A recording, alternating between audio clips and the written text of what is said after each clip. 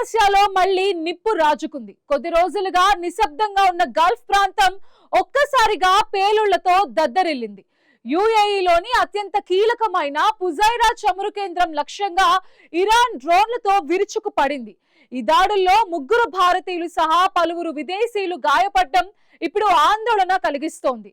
శత్రువుల పునాదులు పెకిలిస్తామంటూ Iran revolutionary gourd corps ప్రకటించిన కొద్ది గంటల్లోనే ఈ దాడులు జరిగాయి. దీంతో ముందస్తు ప్రణాళికలతోనే ఈ దాడులు జరిగినట్టు తెలుస్తోంది.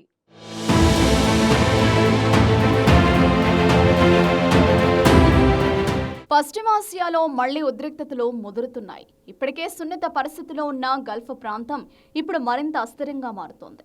ముఖ్యంగా యునైటెడ్ అరబ్ ఎమిరేట్స్లోని కీలక చమురు కేంద్రం పుజైరాపై జరిగిన తాజా దాడులు ఈ ఉద్రిక్తతలను మరింత పెంచాయి. ఇరాన్ క్షిపణులు, డ్రోన్లు, చిన్న పడవలతో యుద్ధానికి దిగింది. అయితే 12 బాలిస్టిక్ మిసైళ్లు, 3 క్రూయిజ్ మిసైళ్లు, 4 డ్రోన్లను యుఏఈ రక్షణ వ్యవస్థలు అడ్డుకున్నాయి. ఈ క్రమంలోనే పలువురికి గాయాలైనట్లు తెలుస్తోంది.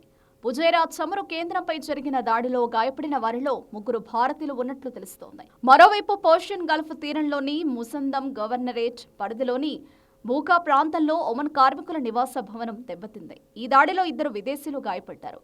ఈ దాడుల్ని EU, సౌదీ అరేబియాలు ఖండించాయి. భద్రతా కారణాల దృష్ట్యా యుఏఈ తన విమాన సర్వీసులను తాత్కాలికంగా రద్దు చేసింది. సౌదీ అరేబియా, యూరోపియన్ యూనియన్ ఈ దాడులను తీవ్రంగా ఖండించాయి.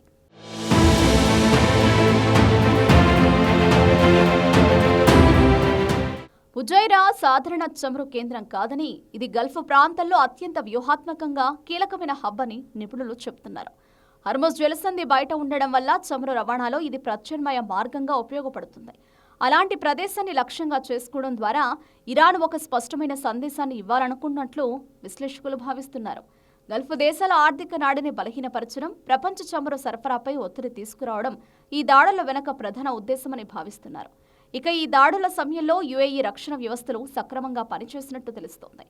మొత్తం 12 బాలిస్టిక్ క్షిపణులు, 3 క్రూయిజ్ మిసైళ్లు, 4 డ్రోన్లను అడ్డుకున్నట్లు అధికారులు తెలిపారు. అయినప్పటికీ కొంతమంది గాయపడడం, కొన్ని ప్రాంతాల్లో నష్టం జరగడం ఆందోళన కలిగిస్తోంది. ఇరాన్ జరిపిన దాడులో దక్షిణ కొరియాకు చెందిన ఒక భారీ వాణిజ్య నౌక మంటలో కాలిపోయింది. అమెరికా రక్షణలో ఉన్నప్పటికీ క్షిపణి నేరుగా తగలడంతో నౌక పూర్తిగా దెబ్బతింది. దాడుల భయంతో వందలాది నౌకలు హర్మోజ్ జలసంధిలో నిలిచిపోయాయి. చమురు సరఫరా ఆగిపోవడంతో అంతర్జాతీయంగా పెట్రోల్ ధరలు పెరిగే ప్రమాదం ఉంది.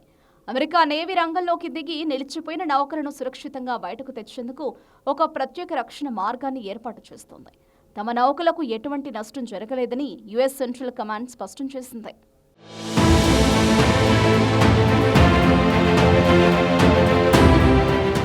ఇదే సమయంలో ఒమన్ తీర ప్రాంతంలోని ముసందం గవర్నరేట్లో కూడా దాడుల ప్రభావం కనిపించింది.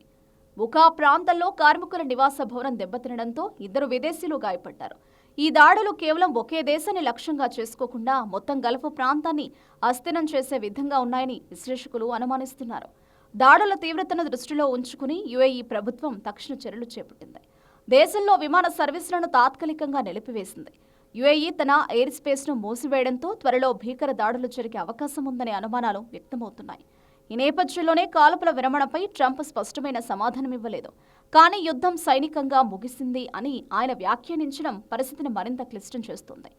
ఒకవైపు యుద్ధం ముగిసిందంటూ చెప్పడం, మరోవైపు దాడులు కొనసాగడం, ఈ విరుద్ధ పరిస్థితి అంతర్జాతీయ వేదికపై అనేక సందేహాలకు తావిస్తోంది. ఇక ఇరాన్ మాత్రం యుఏఈపై దాడులు జరిపిందన్న ఆరోపణలను అధికారికంగా ఖండిస్తోంది. ఈ ఉద్రిక్తతలకు సైనిక పరిష్కారం లేదని, కేవలం రాజకీయ చర్చల ద్వారానే సమస్య చల్లారుతుందని ఇరాన్ విదేశాంగ మంత్రి అబ్బాస్ అరాగ్చి అన్నారు. ఇరాన్ దాడుల నేపథ్యంలో ఇజ్రాయెల్ తన సరిహద్దుల్లో హై అలర్ట్ ప్రకటించింది. గల్ఫ్ ప్రాంతంలో ఏ క్షణాన ఏం జరుగుతుందో తెలియని పరిస్థితి నెలకొంది. కాల్పుల విరమణ ఒప్పందం అత్యంత బలహీనంగా మారడంతో యుద్ధం మళ్లీ మొదలయ్యే అవకాశాలే ఎక్కువగా కనిపిస్తున్నాయి.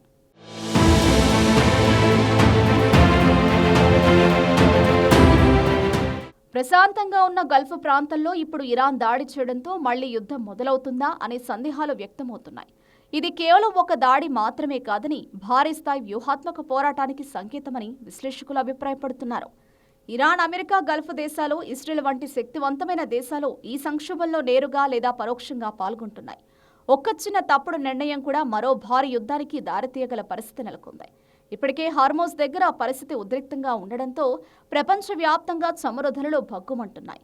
మరోసారి అమెరికా ఇరాన్ మధ్య యుద్ధం మొదలైతే చమురు ధరలు మరింత పెరిగే అవకాశం ఉందని, అది ప్రపంచవ్యాప్తంగా ద్రవ్యోల్బణానికి కారణమవుతుందని విశ్లేషకులు హెచ్చరిస్తున్నారు.